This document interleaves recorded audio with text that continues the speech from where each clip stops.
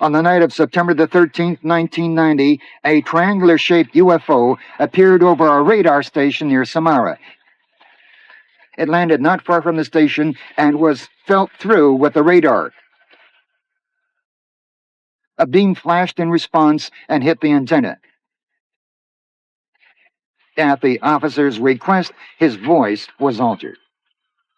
Уже на следующие сутки вечером я оказался на этом военном объекте, где произошла, по моему мнению, посадка этого неопознанного летающего объекта. On the following day, I arrived at the station where, in my opinion, a UFO had landed. I saw with my own eyes the antenna destroyed by an explosion. I'm a combat engineer, and I assert that the explosion was due to a very strong blow from without. I saw burnt paint and melted metal parts of the antenna, and also reduction gears scattered all around. The blow had been so strong, it had destroyed them too. The antenna looked terrible. I talked to the man operating the station who had witnessed the accident. I came to the conclusion that all those cock and bull stories of UFOs I had never believed before were true. И все это побудило меня к заключению, что все эти сказки про НЛО, которые я многие годы слышал, а я в них никогда не верил, это действительно реальность. The KGB Cosmic Secrets, the first materials on the KGB Special Detachment engaged in searching UFOs, will soon appear in the media. Pilots encounter UFOs. UFOs over Baikonur. I attacked an unidentified flying object. В 1983 году по делам службы я In 1983, I was on a mission at a strategic missile location and heard a lot of stories from regiment commanders who had seen UFOs over missile positions, arsenals, and so on. Командиров дивизий, командиров полков, которые неоднократно наблюдали НЛО над боевыми стартовыми позициями ракет в районах размещения складов и так далее. In the late 70s, I served in a special KGB unit in the Arctic Navy Air Force. Vladimir Petrenkov, a major in reserve. The question of UFOs was raised at naval officers' sessions. We were instructed to fix and document all encounters with UFOs and report on them to the authorities.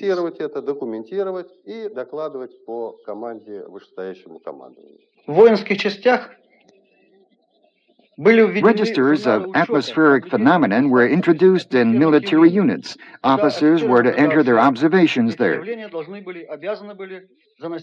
was a secret book, and only the commander had access to it. No one else was allowed to read it.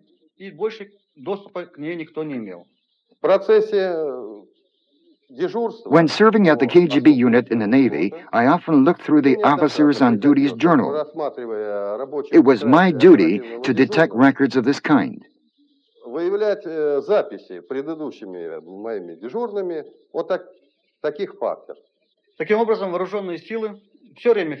Thus, the armed forces registered anomalous phenomenon, but they were never mentioned in the media, and I don't know where all these materials are kept. Once in 1978 or 79 at the Olenogorsk Aerodrome, Murmansk, a Tu-142 was going to make a routine flight, but 2 or 3 minutes after takeoff, the crew reported an emergency landing. They dumped the fuel, which was about 100 tons, and landed. The reasons of the breach of service were investigated. It was found that the crew had noticed the dashboard to be out of order and took a decision to land. All the crew reported that when taking off, they had seen a strange object over the mountains.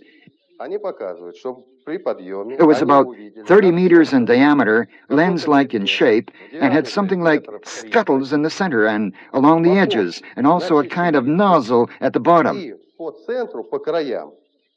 как алюминатор. Летчики называют это так. The как object алюминатор. hung over the mountains for a while and then suddenly took off and dropped from sight. Какое-то сопло такое. И вот этот предмет, зависая над сопками, потом резко ушел над сопками вверх, планируя. Это произошло под Таллином. This happened in the vicinity of Tallinn at a strategic airdrome during a tactical exercise of supersonic interceptors. На сверхзвуковых самолетах-перехватчиках во время The flights were over at 5:40 a.m. and the pilots began analyzing them. 40 минут утра был малый сбор для разбора Suddenly, полета. everyone saw a searchlight illuminate a plane at a stand. Вдруг начал освещать поверхность самолета. A fluorescent spheroidal body was noticed to hang at an altitude of 300 to 400 meters.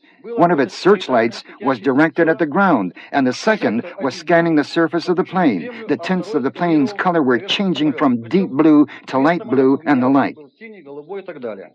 Что это было? Как What is профессионалы, it? как это все-таки экипаж разведсамолета. Their crew were reconnaissance plane pilots. They knew all types of world aircraft, but they failed to identify the object as anything terrestrial. Земное они не могли. Stanislav Podubny, a colonel of reserve.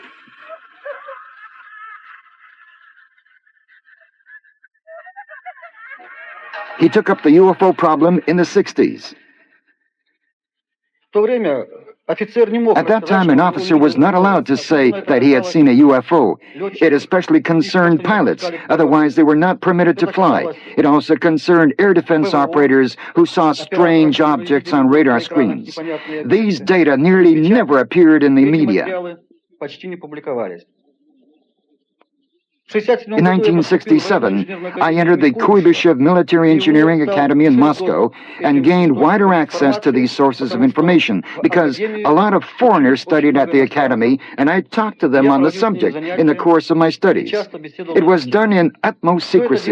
The lectures I began delivering were underground too. Neither the commanders nor the KGB section nor the political section of the academy knew about them. Of course, I ran a great risk delivering these lectures because I could be expelled from the academy, exiled from Moscow, and fired from the army. Yuri Fomin, a patriarch of Russian ufology. 8 января 1961 года появилась в «Правде» большая статья. On January the 8th, 1961, the newspaper Pravda published academician Artsemovich's large article about a disloyal lecture. I was defamed, accused of talking absolute nonsense under the guise of scientific lecturing. Ну, что ли, чепуху абсолютно, о которой даже серьезно говорить нельзя. Ну вот, This article in the Pravda was a signal to all organizations to start persecuting me. After that, I was summoned to the Moscow and Central Committees of the Communist Party, though I was not a party member. The Central Committee didn't like UFOs, run present-day newspaper headlines. Extraterrestrials are much spoken about. Shall we ever learn the truth about them? Примерно 50 In the years 1953 to 58, public discussions of the UFO problem were forbidden.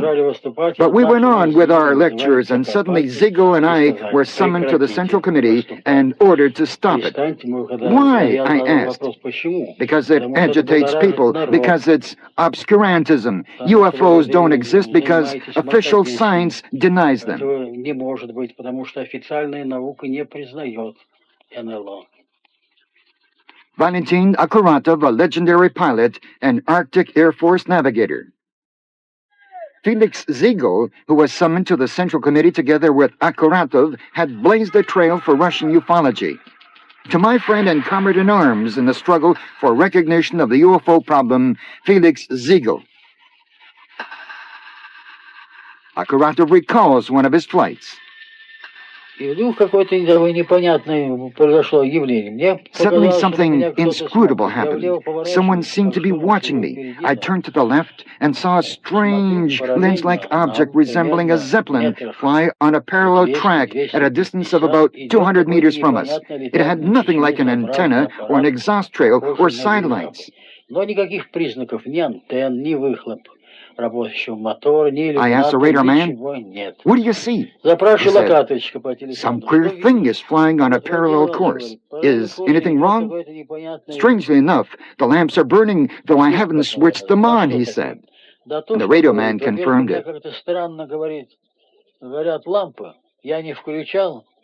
Well, that object stayed on a parallel course for about 43 minutes, following all our maneuvers. Then it gained an immense speed and dropped from sight in an instant.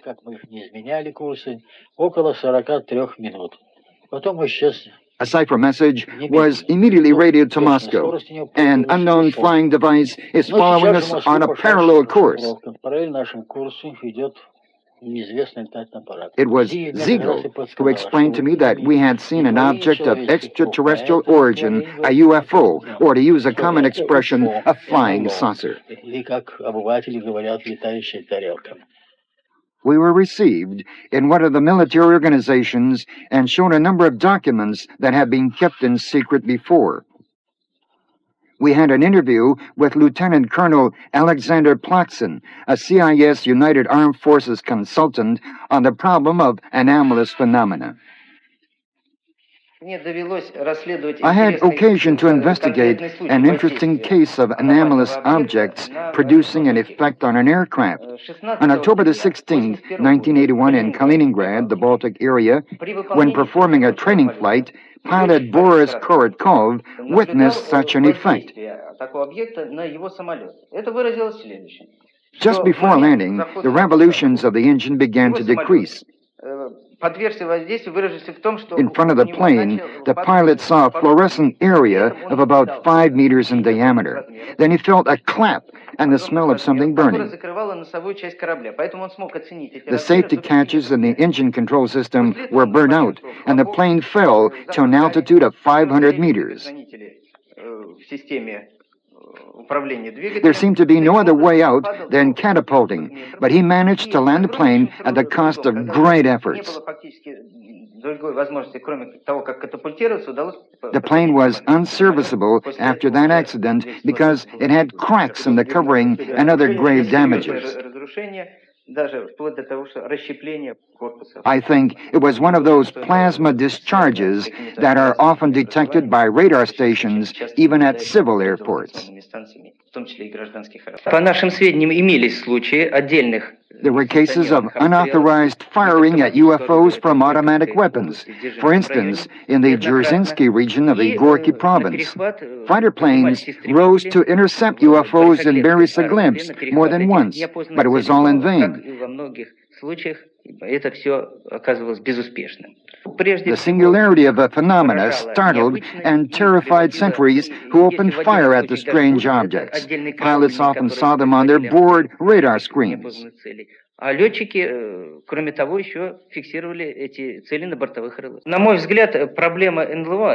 my mind, the UFO problem is akin to global ecological problems. Therefore, there must not be any secrecy around it, and we are ready to exchange information concerning UFOs in order to get to the very bottom of the problem.